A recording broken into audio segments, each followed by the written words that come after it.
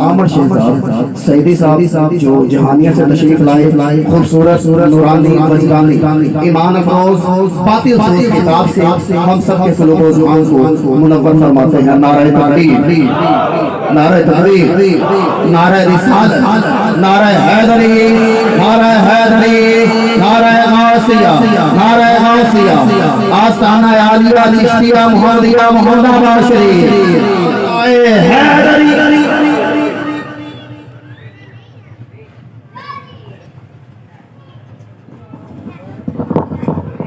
بسم اللہ الرحمن الرحیم، نحمدہ و نصلی علی رسول الکریم، اما بعد فاعوذ باللہ من الشیطان الرجیم، بسم اللہ الرحمن الرحیم۔ الصلاۃ والسلام علیک وعلی آلک و صحبک یا حبیب اللہ، یا ایھا النبی انا ارسلناک شاہدا و مبشرا و نذیرا، صدق اللہ العظیم۔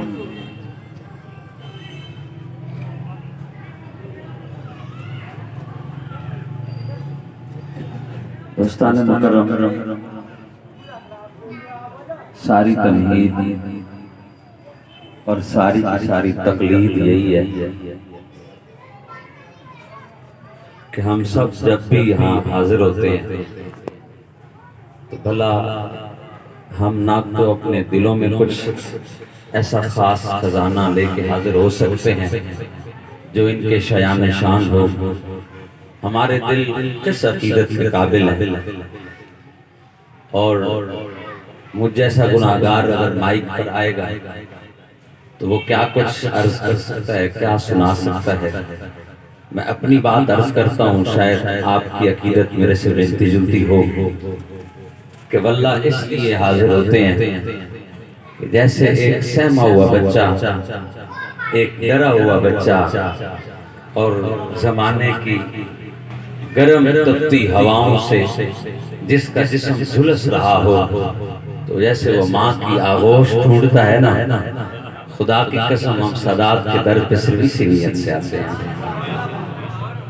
اور پھر میں عرض کروں نا کہ میں خوشامد کر رہا ہوں تو مجھے فخر ہے ان کی کر رہا ہوں جن کی بنتی ہے،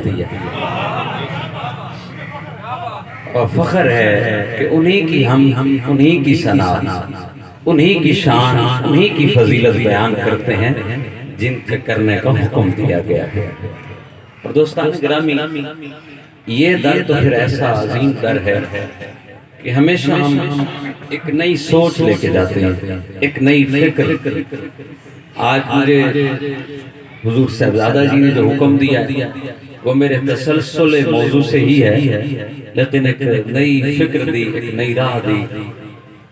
دوستان مکرم، آیت کریمہ تلاوت کی ہے، حضور کی نگاہ کرم کے سہارے سے کوشش کروں گا کہ کم وقت میں کچھ زیادہ سیکھ سکوں، کچھ زیادہ حاصل کر سکوں۔ یہ سنانا بھی کبھی سیکھنے کا بہانہ ہوتا ہے۔ عالی جناب قرآن پاک میں یہ فرمان تو موجود ہے نا کہ اللہ پاک نے اپنے محبوب کو اس پوری کائنات کا شاہد بنایا ہے۔ ہمارے آقا ہر چیز پر شاہد ہیں، ہر چیز ان کے سامنے موجود ہے۔ شاہد، گواہ۔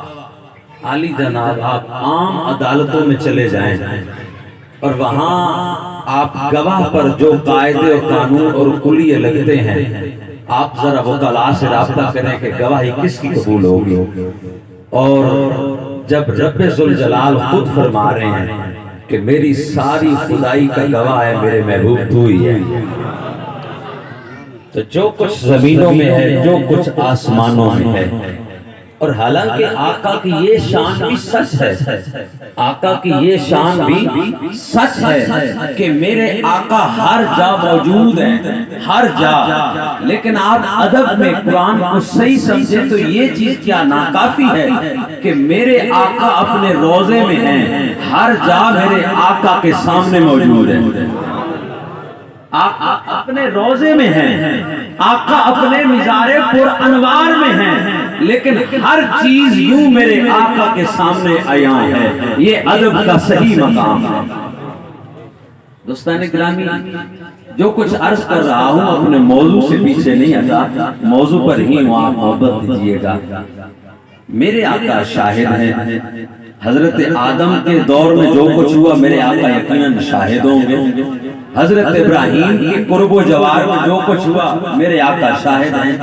حضرت موسیٰ کے آس پاس جو کچھ ہوتا رہا میرے آقا شاہد ہیں. وہ سارا منظر ہمارے آقا کی نظروں کے سامنے ہوا ہے. اور جو بیتی ہے حضرت عیسیٰ پر، بڑی محبت، جو بیتی ہے حضرت عیسیٰ پر، اور جو کچھ قوموں نے ان کے ساتھ کیا ہے، یہ سب کچھ نبی رحمت کی آنکھ نے ملاحظہ کیا ہے. اور آپ جو اتنی خوشیوں کے ساتھ آقا کی آل کی چوکھٹ پر موجود ہیں، ہم سب اس در پر موجود ہیں، تو اس پر بھی آقا کی نظر رحمت حاضر ہے، ناظر ہے، موجود ہے. سامعین اکرامی، ہمیشہ میں کوشش کرتا ہوں سیکھوں، آپ سے کچھ سنوں. آج میں اس طریقے سے سیکھوں گا کہ آپ سے سوال کروں گا، پھر آپ سے جواب لے کے سیکھوں گا. دوستان اکرامی، ذرا یہ تو بتائیے کہ اگر یہ میری الجھن ہو تو اسے حل کیسے کیا جائے کہ حضرت آدم علیہ السلام نبی ہیں تو یقیناً زیادہ وقت ہوتا تو وہ ساری آیتیں پڑھ دیتا، وہ فرامین پڑھ دیتا، جس سے ثابت ہے کہ کوئی بھی نبی وہ بیک وقت نبی بھی ہے، خدا کا ولی بھی ہے. بس موضوع آگے نا وہ سامنے جو آپ سنتے رہتے ہیں. ہر نبی تو ہے، وہ اللہ کا ولی بھی ہے. اس ہستی کو اللہ کا قرب بھی حاصل ہے. تو اب ہر ہستی نبی ہے، ولی، ہر رسول بھی ہے، ولی بھی ہے. اور رب کے جو محبوب ہیں، ہم سب کے آقا، وہ نبی بھی ہیں، رسول بھی ہیں، صاحب کتاب بھی ہیں، صاحب ولایت بھی ہیں.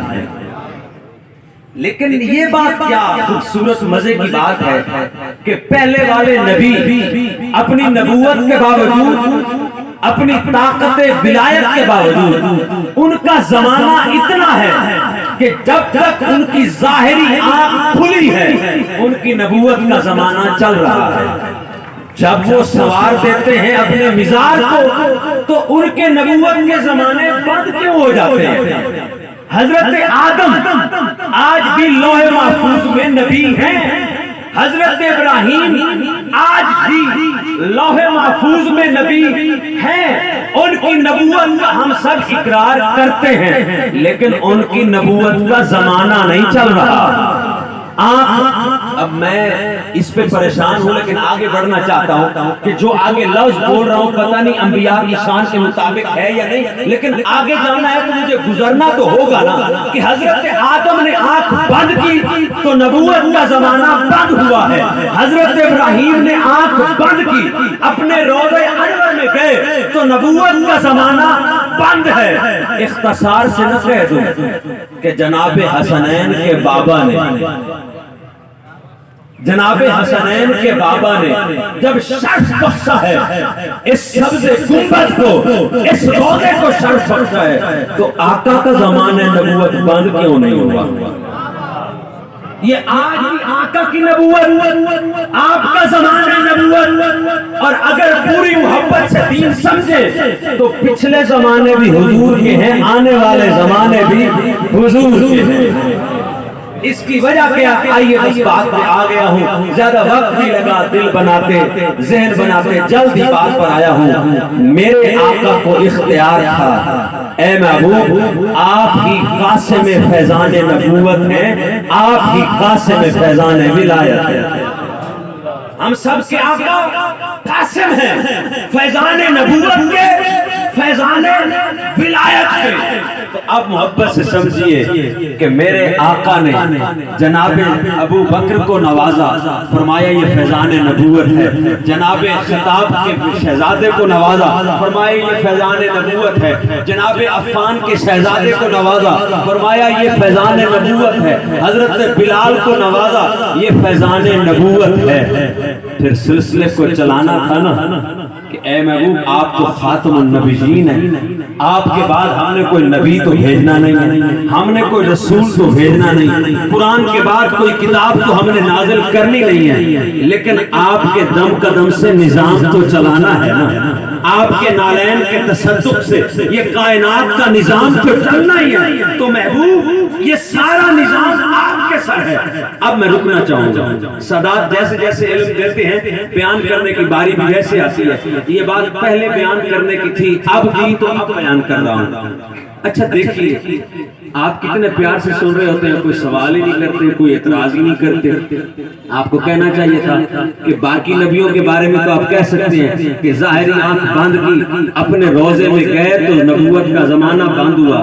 حضرت عیسیٰ نے تو آنکھیں بند نہیں کی نا، حضرت عیسیٰ کا تو کوئی مزار نہیں ہے نا، وہ تو زندہ ہی آسمانوں پہ اٹھائے گئے، لیکن وہ زندہ آسمانوں پہ گئے تو ان زمانے نبوت کیوں بند ہوا ہے؟ یہ حضور نے جو ابھی بات عنایت کی ہے نا میرے دل میں، وہ فوری آپ کو دے رہا ہوں، نہ پڑھ کے آتے ہیں نہ کوئی ادھر زیادہ دہرا کے آتے ہیں، تازہ تازہ ملتا ہے پہنچا دیتے ہیں۔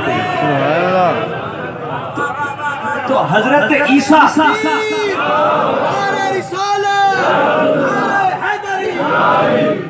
تو حضرت عیسیٰ پاک کے بارے میں کیا کہو گے کہ انہوں نے تو اپنے مزاج کو شرف نہیں بخشا بھی، ان کی تو وہ ظاہری آنکھ بند بھی نہیں ہوگی، اور سورہ رحمان نے جس بات کو نعمت قرار دیا ہے کل من علیہ فان، کہ ہر چیز فانی ہے، بقا صرف رب کی ذات کو ہے، تو پھر فرمایا یہ فنا ہے بقا ہے، دونوں بڑے مزے ہیں، فنا ہو جانا کسی کے عشق میں یہ مزہ ہے، پھر وہ بقا دے دے یہ بھی مزہ ہے، فَبِأَيِّ آلَاءِ رَبِّكُمَا تُكَذِّبَانِ، پھر فنا پھر بقا۔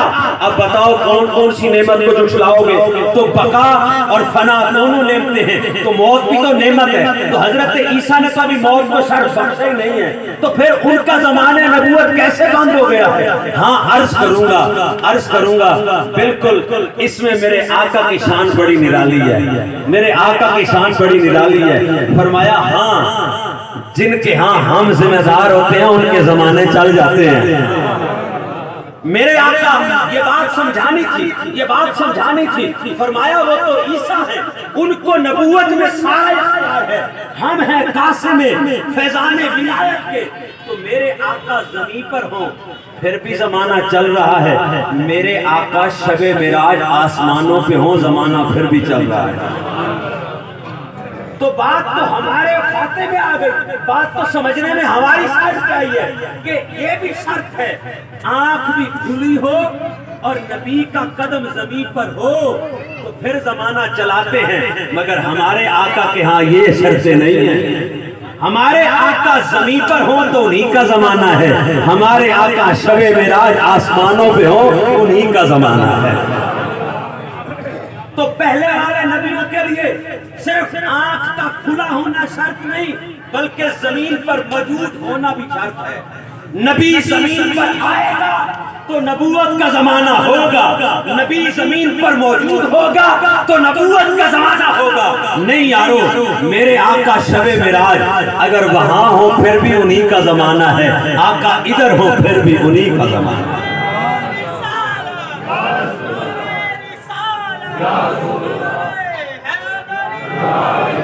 کیونکہ قاسم فیضان نبوت بھی ہیں، قاسم فیضان ولایت بھی ہیں، تو اب جب یہ ولایت کا تاج جناب شیر خدا کے سر پہ سجا نا، فرمایا اب کوئی پریشانی نہیں، اب ہم کوئی اور نبی بھیجے یا نہ بھیجے، کوئی اور کتاب ہم بھیجے یا نہ بھیجے، کوئی اور رسول آئے یا نہ آئے، اب کوئی پریشانی والی بات نہیں رہ گئی، کیونکہ جس کو ذمہ دار بنایا ہے نا وہ بہت بڑا ذمہ دار ہے، وہ بہت بڑا نگہبان ہے، وہ تمام انسانیت کے ایمان کا وارث ہے، کیونکہ وہ کل ایمان ہے۔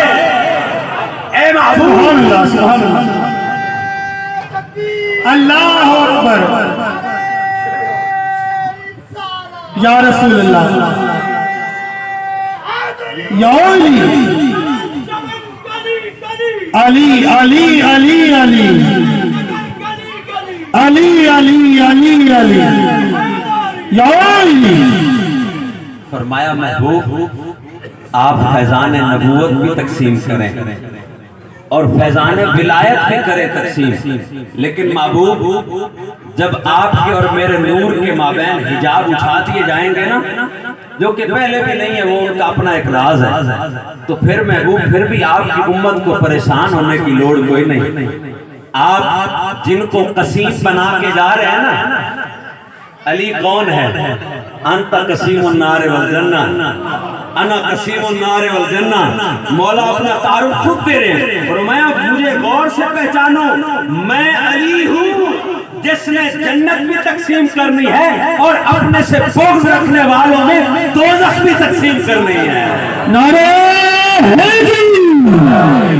فرمایا اب اچھا قسیم آیا، اب اچھا قسیم آ گیا۔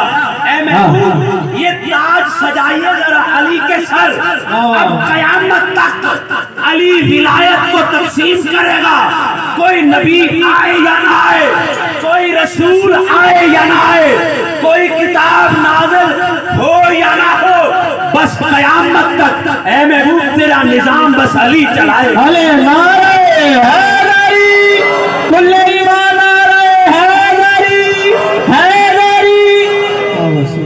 حضور کرم فرما رہے ہیں تو ایک جھلک تھوڑی سی اور ہو جائے تفصیل میں۔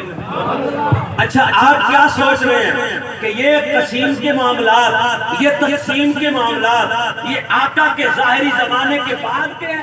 مثلا میں اسلامی ڈیٹ کے علاوہ جو کہ ہم اپنے بچوں کو اسکولوں میں پڑھاتے ہیں تو اس تاریخ کی بات کر لیتا ہوں۔ میرے آقا کی آمد ہے عیسوی تاریخ کے مطابق 22 اپریل، 12 ربیع الاول اسلامی ڈیٹ ہے، تو انگریزی مہینوں میں 22 اپریل 571 عیسوی۔ تو آپ یہ نہ سوچئے گا کہ میرے آقا 22 اپریل 571 کو آئے تو جو میں نے سمجھایا یہ اس کے بعد کا معاملہ ہے، نہیں، یہ تقسیم پیچھے بھی ایسے چلی تھی۔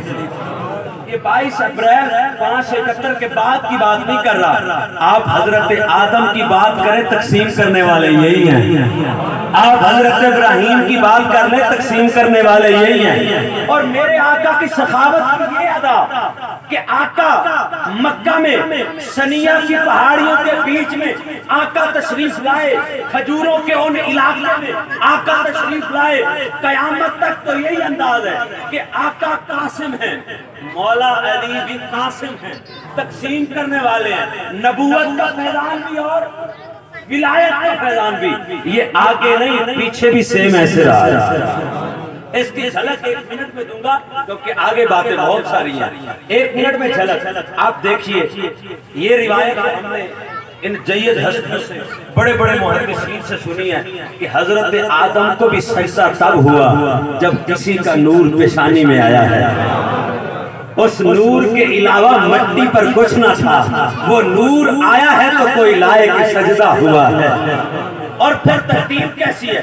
آقا فرماتے ہیں ہمارا نور پہلے آدم کی پیشانی میں آیا، پھر اس کے بعد ترتیب بدلی ہے، پھر ہمارا نور نوازتا رہا ہے مختلف پشتوں کو، ہمارا نبی پاک سلبوں کو، پاک نسب خاندانوں کو، پاک نسب ہستیوں کو نوازا حضور کے نور نے، اور آقا کا نور یہ آقا کا امانت چلتا رہا ان پشتوں میں، در حقیقت یہ نبوت کا فیضان ملتا رہا، کبھی حضرت آدم کو، کبھی حضرت نوح کو، کبھی حضرت ابراہیم کو، کبھی حضرت اسماعیل کو۔ اب نبیوں کو آقا کا فیضان ملے، آقا کے نور کا فیضان، اس پر تو اتنی حیرانی والی بات کوئی نہیں، لیکن آپ کی محبت سمیٹ کے عرض کروں، آدم سے لے کے حضرت اسماعیل تک تو تمہیں کثرت سے نبیوں کی تعداد ملے گی، لیکن حضرت اسماعیل کے بعد تو حضرت عبداللہ تک کوئی نبی نہیں ہے، کوئی نبی نہیں ہے۔ تو آقا کی سخاوت کی جھلک دیکھ رہے ہو، جو ادا بعد میں ہے وہی ادا پہلے ہے۔ آگے بھی نبوت کا فیض بھی دیتے رہے، ولایت کا فیض بھی دیتے رہے، نبوت کی چاشنی بھی دیتے رہے، ولایت کی چاشنی بھی دیتے رہے، اور پیچھے بھی سخاوت ایسے کی نبیوں کو بھی فیض دیتے رہے، اور اپنے جد امجاد میں ولیوں کو بھی اپنا نور امانت رکھ کے فیض دیتے رہے۔ بھائی دیکھیں حضرت آدم سے اسماعیل تک حضور نے نوازا، وہ تو نبیوں کو نوازا، لیکن حضرت اسماعیل کا بیٹا عدنان نبی نہیں ہے، وہ ولی ہے، وہ ولی ہے۔ تو حضرت عدنان کے بیٹوں کو گنے، حضرت فار کو، حضرت کعب کو، حضرت لوئی کو، یہ جتنی ہستیاں ہیں، حضرت عبد مناف، حضرت ہاشم، حضرت عبد المطلب، حضرت عبداللہ، حضرت ابو طالب پاک، حضرت ابو طالب پاک۔ بھائی پیچھے تو نبی تھے، وہ تو نبوت کا نور اٹھاتے رہے۔ قربان نہ جاؤں حضرت عدنان سے لے کر حضرت عبداللہ کی ذات تک وہ اللہ کے ولی ہیں، لیکن کتنے خوش بخت ہیں، وہ امین ہیں نور مصطفیٰ کے۔ تو زیادہ خوش ہوں آپ اگلے جملے پہ، صرف نور مصطفیٰ کو نہیں اٹھایا، آپ حضرت سلیمان و ابو ذر کی روایت کو جو المستدرک الحاکم میں فضائل صحابہ میں موجود ہے، پھر آقا کی اس روایت کو بھی دل سے سنیں، انا و علی من نور الواحد، میں اور علی ایک ہی نور سے ہیں۔ آدم نے جس نور کو پیشانی میں لے کے اعزاز پایا وہ میرا نور تھا، وہ علی کا نور تھا۔ ابراہیم کی پشت نے جس نور سے اپنے سینے کو چمکایا وہ میرا بھی نور تھا، وہ علی کا بھی نور تھا۔ تو حضرت اسماعیل تک امانتاً پہنچا، وہ نور مصطفیٰ بھی ہے، وہ نور مرتضیٰ بھی ہے۔ پھر اللہ کے ولیوں نے حضرت اسماعیل کے شہزادے جناب عدنان نے، جناب فہر نے، جناب کعب نے، جناب لوئی نے، جناب برہ نے، جن جن ولیوں نے اٹھایا وہ فیضان محمد بھی ہے، فیضان علی۔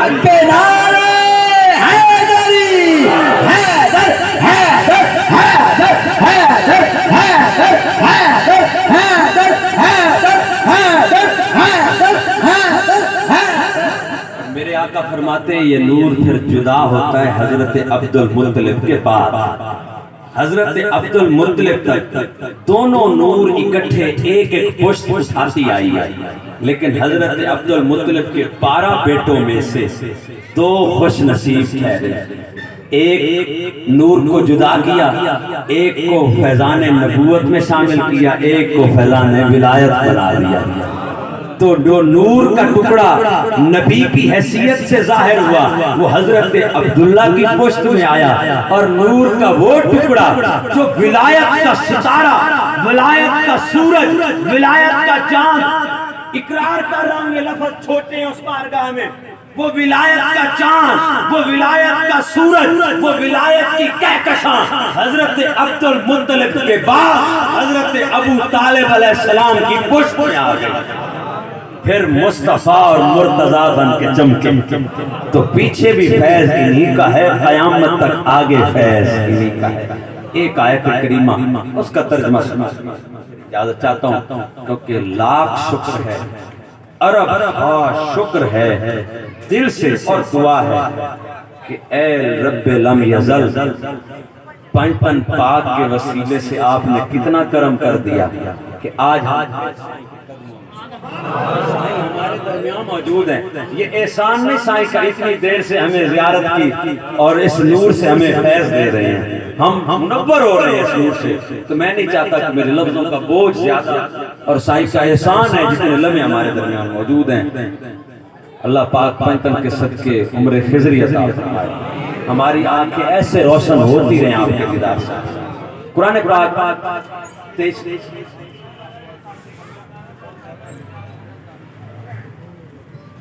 عالم تصور میں نا یوں سمجھے کہ ہم پنجتن پاک کے نور کے قرب میں چلے گئے، اور پھر سب فریاد کریں کہ جیسے حضور مدنی سائیں نے خوبصورت دعا کروائی ہے، ہمیں دعا کرنے کا طریقہ آ گیا کہ اس لمحے سے لے کر باقی جتنے لمحے آ رہے ہیں صحت، سلامتی، ایسی عافیت ہو کہ حضور ہمیں پہلے سے بھی زیادہ توانا اور صحت مند نظر آئے، اور جس کیف میں ہم اب دیکھ رہے ہیں آپ کو جس کرسی پر، اب اس پہ نہیں ہمارے ساتھ چل رہے ہیں، اور بہت بہت ہماری آنکھیں دیکھیں۔ 23واں پارہ ہے، سورہ صافات ہے، آیت نمبر 24۔ اس آیت کا تھوڑا سا نور لیں اور گفتگو مکمل ہے، بڑی مزے کی بات ہے۔ ہم بڑے گناہگار سے لوگ ہیں. میں اپنی بات کرتا ہوں آپ سے. بھائی اچھے انسان ہیں, صدا سے پاک قرب کی وجہ سے بڑا تساہل ہے, بڑی سستیاں ہیں, بڑی غفلتیں ہیں میری زندگی میں. عمل کا وہ معیار نہیں جو ہونا چاہیے, وہ صالحیت نہیں, کوئی دعویٰ نہیں, گناہوں سے زندگی بھری پڑی ہے. لیکن آئیے قرآن کی اس آیت کو دیکھتے ہیں تو سہارا ملتا ہے. بڑی توجہ. آیت نمبر 24 ہے سورہ صافات. اس سورت کو آپ پورا پڑھیں نا تو آپ کو سکیچ سامنے آئے گا. اس میں یوم آخرت اور یوم حساب کا معاملہ بتایا گیا ہے کہ جب قبر میں عقائد کے سوال ہو جائیں گے, یوم القیامت عبادات حقوق العباد کے سارے سوال ہو جائیں گے. اب اہل جنت جنت کی طرف جا رہے ہیں, اہل دوزخ جہنم کی طرف جا رہے ہیں, اور میرا رب اچانک اعلان فرمائے گا. 23واں پارہ سورہ صافات آیت نمبر 24 ہے. میرا رب فرشتوں کو حکم دے گا, اے فرشتوں جن میرے بندوں کو تم جہنم میں لے کے جا رہے ہو نا, واقفوہم, انہیں روک لو, انہیں روک لو. یہ جنتیوں کو نہیں روکا جا رہا, بڑی توجہ. یہ جہنم جن پہ اب واجب ہو چکی, عقیدے کے معاملے میں بھی گڑبڑ رہ گئی, اعمال کے معاملے میں بھی تساہل, غفلت, سستی تھی. اب میزان پر فیصلہ ہوا کہ یہ دوزخ میں جائیں, چونکہ نہ تو سوالوں کے جواب درست ہیں نہ اعمال درست ہیں. لیکن پھر بھی ہم رو رہے ہیں نا کہ چیزیں دو نہیں ہیں, تین ہیں. کیوں کہتے ہیں صرف توحید اور رسالت ہے؟ میری جان تو ممبر پہ پورا مطالعہ کر کے بیٹھ, تینوں عقیدے ضروری ہیں, توحید بھی ضروری ہے, رسالت بھی ضروری ہے, خدا کی قسم ولایت کا عقیدہ بھی بہت ضروری ہے. تو فرمایا واقف ان جہنم میں جانے والوں کو روکو. رشتے عرض کریں گے سونے ربا روک لے ہوں نواں کیڑا انتے کرم کرنا ہے, کوئی کمی باقی رہی ہے؟ توحید کے معاملے چی کمزوریاں, رسالت کے معاملے چی کمزوریاں, اعمال کے معاملے چی بہت کمزوریاں. فرمایا نہیں, روکو تو صحیح. انہم مسئولون, یہ جواب دے ہیں, ان سے ابھی ایک سوال ہونا ہے. سونے ربا قبر اس تین سوال کے ہو گئے سی, یہ پاس ہونا ہوتا تو ہوتے نہ ہو جاندے. نہیں روکو تو صحیح نا, ابھی ایک سوال ان سے رہتا ہے, یہ مسئول ہیں, ان سے سوال ہوگا. اے فرشتوں تم سائل بن جاؤ, انہیں بنا دو مسئول, ان سے کرو سوال. فرشتے عرض کریں گے سونے ربا کیا سوال کرنا ہے؟ اب اہل سنت کا ایک معتبر نام جس نے اس آیت کو سمجھا, اب یہ ساری تحقیق, یہ ساری پختگی اس محدث کے ساتھ جائے گی. علامہ ابن حجر حیتمی المکی اپنے وقت میں مکہ کا بہت بڑا امام ہے. السوائق لکھتے ہیں, علامہ حیتمی مکی لکھتے ہیں کہ اس آیت میں رب فرما رہا ہے ان جہنمیوں کو روکو, بس ان سے آخری بات پوچھ لو, ہو سکتا ہے آگ سے بچ جائیں, جہنم سے بچ جائیں. حالانکہ کمی کوئی نہیں, پہلے بھی آخری سوال پوچھ لو. فرشتے عرض کریں گے کیا پوچھنا ہے؟ اب کھڑے یہ جہنم کے کنارے ہیں, کون سی نئی نمازیں پڑھ لیں گے, کیا کر سکتے ہیں؟ نہیں چل اتنا پوچھ تو لو, علی کے ساتھ کتنا پیار تھا, علی کے بارے میں دل میں کیا رائے رکھتے تھے, بس آخری امید بھی کرن ہے, بس اس پہ بھی کام چل جائے گا. اگر دل کے کسی کونے میں علی کا پیار باقی تھا تو اب بھی بچنے کی امید ہے, اب بھی بچنے کی امید ہے. اعمال میں سارے تساہل, ساری غفلتیں جو کہ ہونی نہیں چاہیے علی والے میں. لیکن میں اپنی بات نہیں کر رہا کہ ہم ٹھیک جا رہے یا غلط جا رہے, یہ بتا رہا ہوں کہ ان کا پیار کتنا عظیم ہے.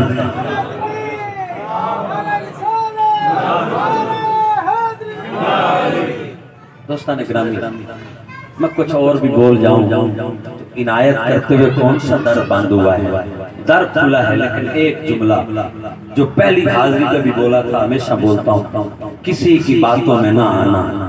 خدا کی قسم حضور کا ہر غلام عظیم ہے, پر اس گھرانہ نور کی تو بات الگ ہے. اور سائیں امام بیٹھے فرما رہے تھے کہ اعلیٰ حضرت کے شعر پہ ہر اہل سنت کا ایمان ہو جانا چاہیے. تیری نسل پاک میں ہے بچہ بچہ نور کا. اور وہ عاشق سائیں اکثر کہنے ہونے کہ یار یہ ممبرہ تے کہتے خاکی تے نوری دے مقابلے کا دے چل دیتا ہے, خاطی اور نوری کے مقابلے ہو سکتے ہیں؟ تیری نسل پاک میں ہے بچہ بچہ نور کا، آقا آپ ہیں عین نور، آپ کا سارا گھرانہ نور کا، یہ نوری یہاں بھی ضامن ہے وہاں بھی ضامن ہے، کمال ہے۔